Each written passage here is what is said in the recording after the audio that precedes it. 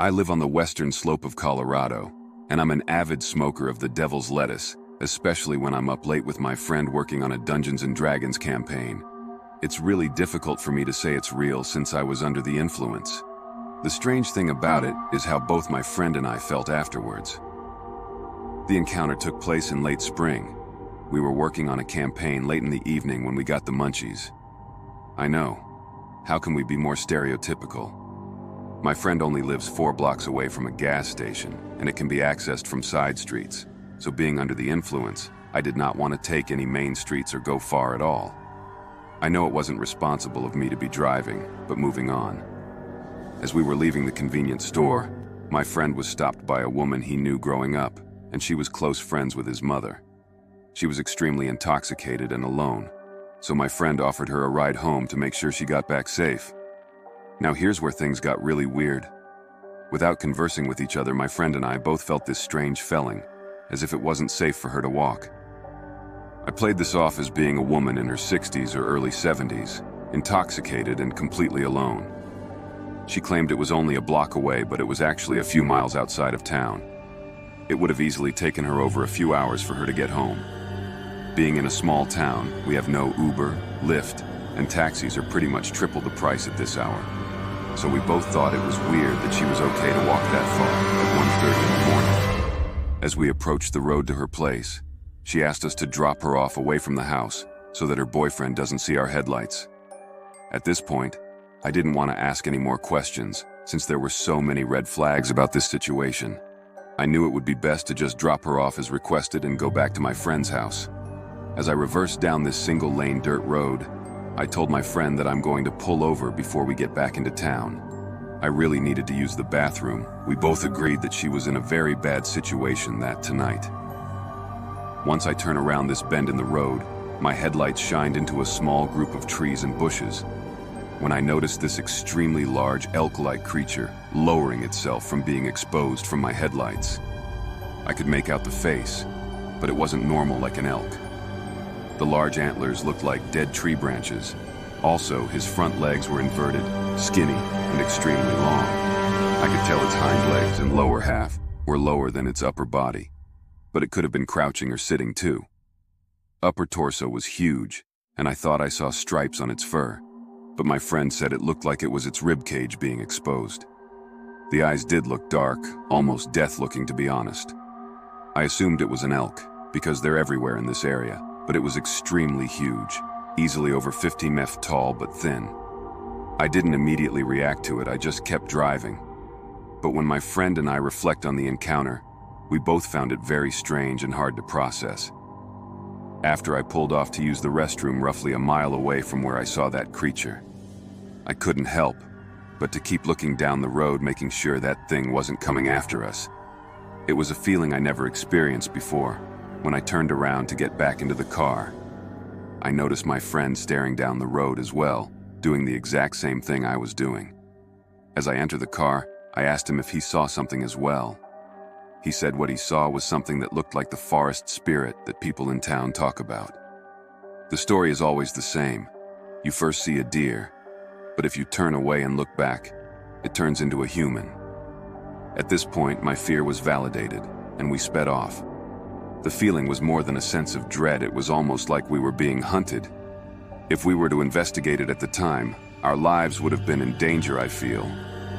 I never in my life felt this type of fear before and since. It was a new experience that I never in my life felt. I'm glad she made it home safe, and we were in the right place at the right time to give her the help she needed. After that situation, I was informed about her life of substance use and struggles with alcohol. Unfortunately, it's gotten worse over the years. Ever since that night, my friend and I have dealt with lots of personal things happening. For example, our marijuana use increased to cope with major depression, suicidal ideation, and family passings. Just overall rough times since that night. I struggle to think there is some association with what we saw that night.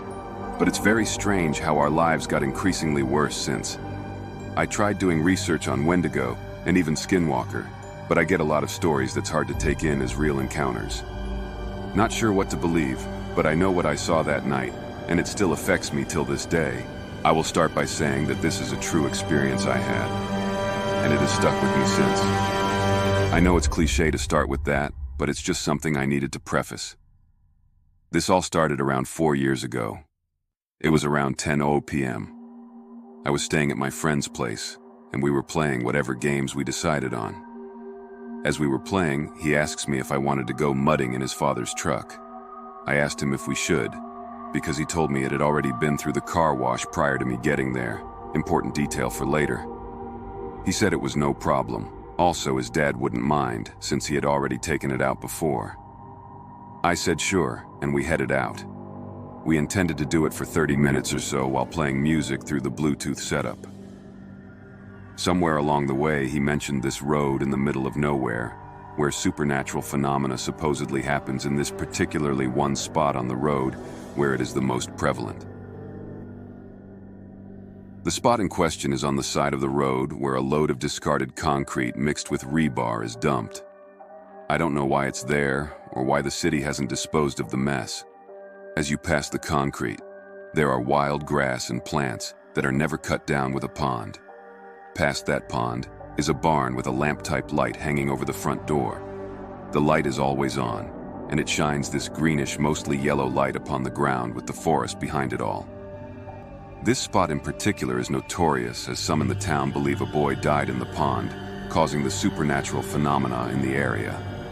Although, after what I had seen, I was convinced this was a result of some occult activity on the property, particularly in the barn area rather than a haunting, which I'll touch on later.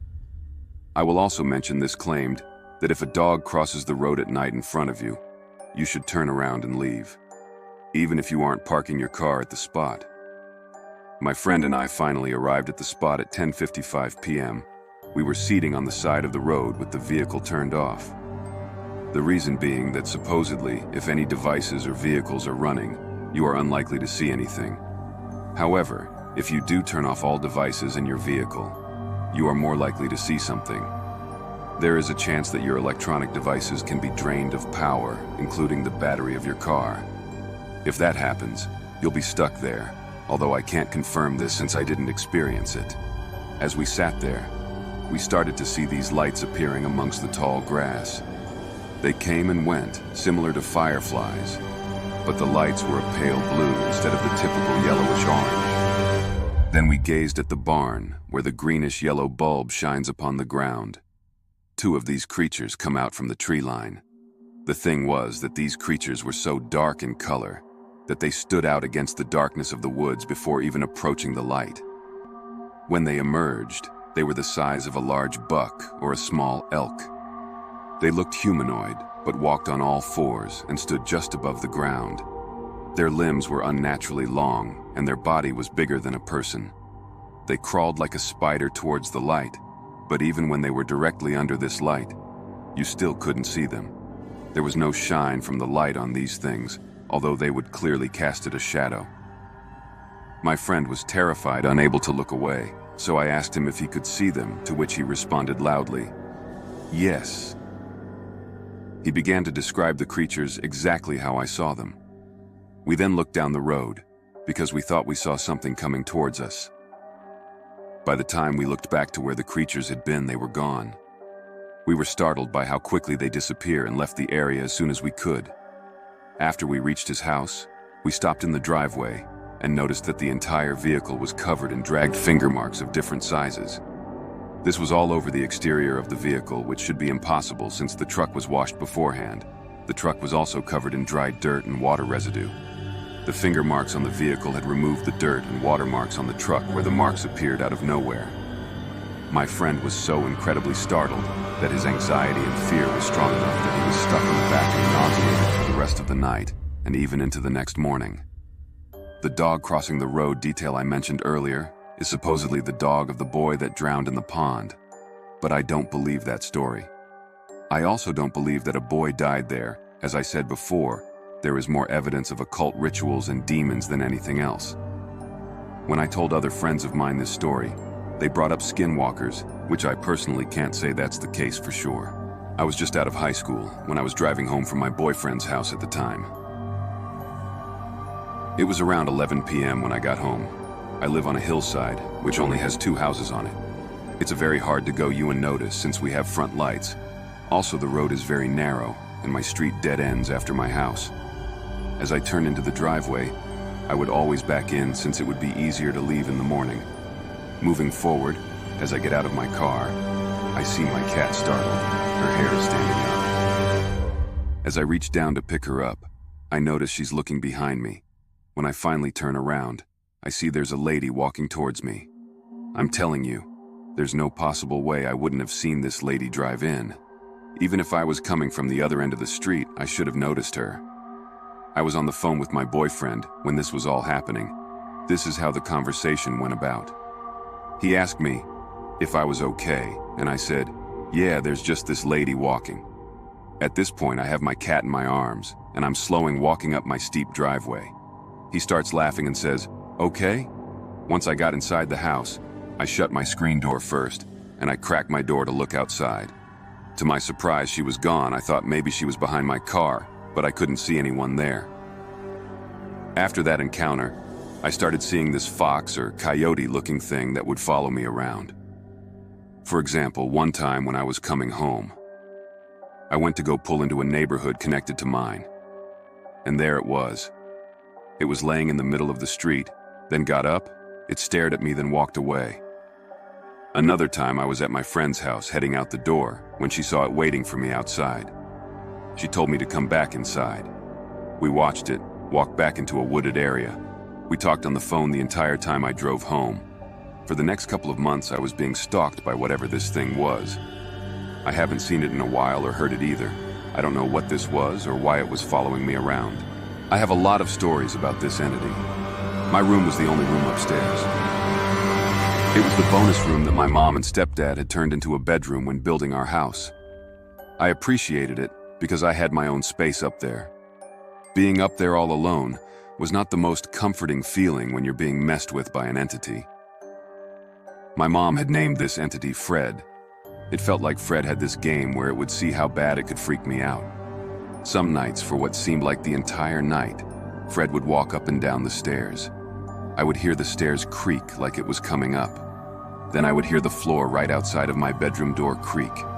Then it would turn around and go back down and do it again.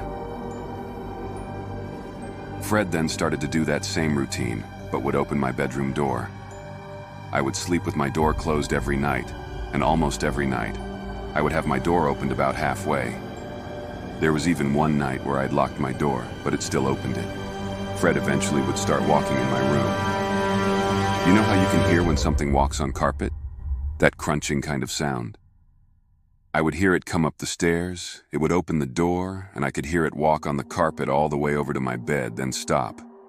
I would just keep my eyes closed and pretended like I was asleep. Eventually, I would hear it walk away and out of my room. One night when I was asleep, I had a dream about Fred. I dreamt that I was asleep and had woken up in this dream to a bloody and disfigured face lying on my pillow facing me. When I actually woke up, the room was ice cold. I could feel that it was in the room with me. Then, I heard it walk out of my room, down the stairs. I slept with the light and the TV on for the rest of that night. A few weeks later, I'm on FaceTime with my best friend.